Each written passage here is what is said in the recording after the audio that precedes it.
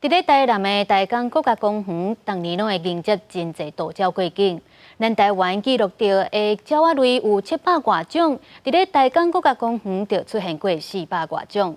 这款丰富的岛鸟生态环境，有导演用2天的时间来记录，由国家公园署来出版影片，要互民众来了解咱台湾的生态环境。这条卫线对澳洲飞到台湾差不多需要4、5天，而且是无食无啉一路飞到位。这座硬岛的长途飞行，自头到尾将近有6000公里远。这群岛鸟为了生存，为澳洲飞到台湾的大港国家公园。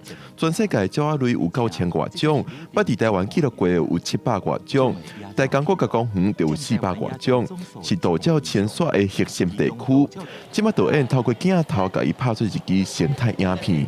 咱咧亚热带，毋过咱也为垦丁甲玉山，咱有为热带甲寒带的这种生态带拢有介绍台港这鸟类的一个丰富度，互大家会当来国家公园遮要做生态旅游也好，要做观赏也好。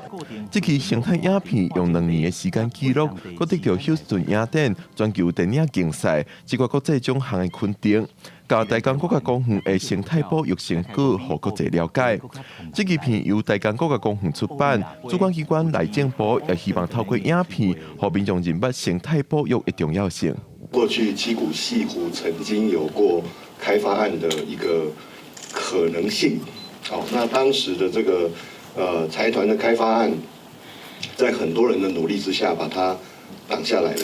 所以才有我们今天的台江国家公园。这支生态影片除了华语、英语版本，也有台语版本。未来这支生态影片会上网站，让民众线顶就通收看，了解台湾重要的岛鸟生态环境。